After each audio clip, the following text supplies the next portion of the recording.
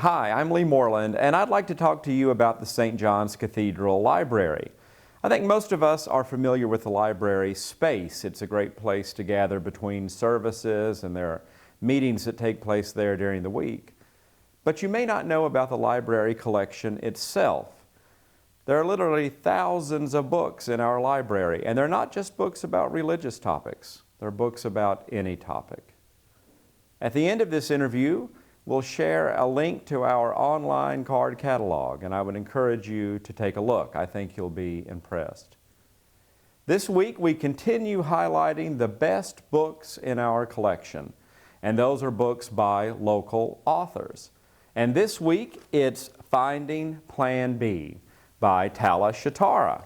This is a great book, and before we get started talking about it, though, you are a very busy person. So tell us about you. What are you into?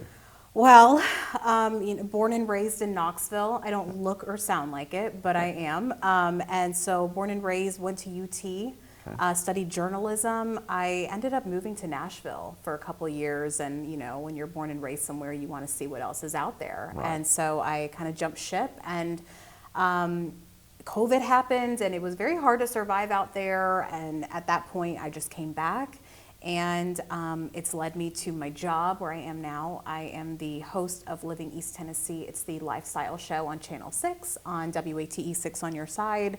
And on top of that, I just really enjoy hanging out really in Knoxville, East Tennessee. I've grown so much more of an appreciation for it once I came back, rather than when I was already here. Well, you've written a great book. Thank you. I enjoyed reading it, but it's a very personal book. This is your story. Mm-hmm.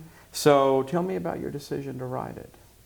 Well, if you've known me for a while, even when I was 11, 12, 13, I've always wanted to write a book. It was just something that I felt that was my purpose. Mm-hmm. And I had gone through something very tough when I was in Nashville. Mm-hmm. I had lost a lot. I had lost, during COVID especially, I lost a job, I lost a relationship, I lost friends. I essentially lost a life. I lost a part of who I was. And it really had to, the next step was building all over again. And that's where Plan B came into place. But I always knew I wanted to write a book, and I thought, if not now, then when? Many books are not written out of the happy times. A lot of them are written out of, the sad and the destruction and life-shattering moments.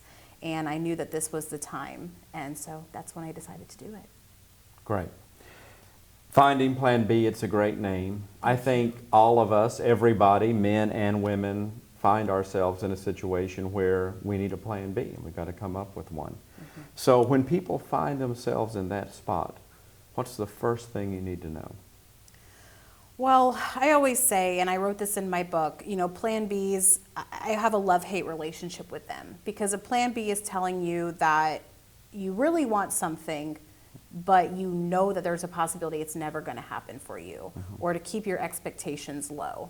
And so having that Plan B kind of tucked away in your back pocket is sometimes unfair to people. It's allowing them to basically go for their dreams or go for whatever they're aspiring for, still with a little bit of hesitation and knowing that it's not going to work out. And so I always had a love-hate relationship with them until I realized that Plan B, and I wrote this in my book, is actually God's Plan A for you. Mm-hmm. It has in fact, B is A. Right. And it's the only one that matters. And so the title really came to me before anything. A lot of people, a lot of authors and writers say that their title came last, or that they figured that out after. And it wasn't for me. It was the first thing before I wrote even a page. And I knew that my Plan B was going to be greater than my A. It's a great way to look at it. You mentioned this is God's Plan A, and there is a lot about God in your book. Mm-hmm. And one of the things that you talk about is the importance of Bible stories, familiarizing yourself with Scripture and making that personal. Mm-hmm. What's your favorite Bible story? We had spoken about this earlier, and I feel like two come to mind. For someone to write a book about basically going from nothing to everything and having to trust God through the darkest of times, I think the book of Job is always the one that people are going to be saying. For people that are not familiar, Job was someone who lost everything, lost his money, lost his, cattle, lost everything that made him who he was. He kept his wife. I really don't know why God chose that. I don't know. But either way, he kept saying, why is this happening to me? And it was the first time in my life where I saw something in the Bible that really depicted human life, that really depicted human emotion. Why is this happening to me? What have I done to deserve this? Even Job's friends were saying, you must have done something. Figure out, go back in your past and think about what you have done to deserve this, because this is not right. And through that, and it took a lot of time for Job to realize, I just have to trust and I have to be patient. It wasn't pretty at first. He was screaming at the skies. But I love the book of Job because, like I said, it really is something so parallel to how we really feel. Right. Everything seems a little bit so fairy tale when it comes to the Bible. It's almost too good to be true. How could anyone even act like that? But that one really depicted real emotion. The second one I love is the story of Joseph and his brothers, and when they pushed him down the well. Joseph had 3 brothers and was boasting all the time, I'm the best one and you guys are going to bow down to me someday. I have this dream, I have this vision that you're going to bow down to me someday. And of course they got together and pushed him down a well, because wouldn't you do that too if somebody was boasting that they're amazing? Right. And they pushed him down a well, faked his death. It was a whole thing, told their father he was dead. And then somewhat along the lines, some Ishmaelites found him and took him to Egypt. Forgive me for not quoting it 100% right, but they had taken him and enslaved him for basically this king, and enslaved him for really no reason. Long story short, he was known to have these visions, but no one believed him. He was telling his brothers, I have a vision, you're going to bow down at me someday, but no one believed him.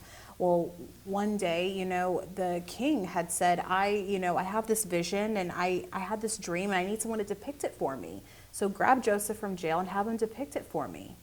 And so basically the dream was that there's going to be 7 years of abundance of food and cattle and everything they're going to need. And then the next 7 years, there's going to be poverty and famine. And people are going to come from all over to get it from you. Because of that dream, they were able to ration and they were able to kind of be prepared for that time. I know I'm really going into the weeds on this one, but I really love this one. No, it's great. But because of that, people came from all over. And that was 10 years, down the line, 7 years, 14 years down the line. And one day, Joseph's dad and his brothers came wanting food because they had predicted that 7 years of famine were coming, and they had already been prepared and rationed their food to give to the world.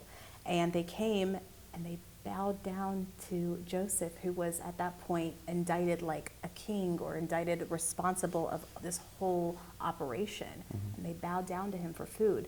They had no idea it was even him.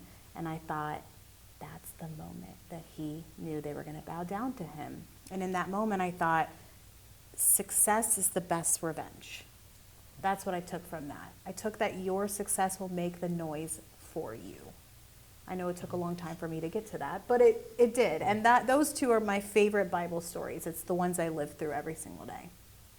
They're both great stories, and I think you can tell by the enthusiasm with which she tells the stories. She is a great writer, and this is a fascinating book to read.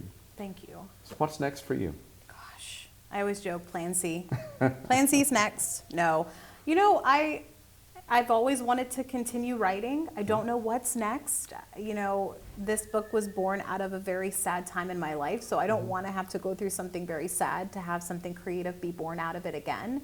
But I want to continue writing. I believe that this book has opened doors for me. And the thing about this book, and I wrote it in the very beginning, it's one of my favorite Bible verses, 2 Corinthians 1, is He helped us so that we could help other people. And that's what this book was for me. And so what's next for me is to just be an advocate for people that are trying to find their plan B. That's really what's next, because that's all that this was for me.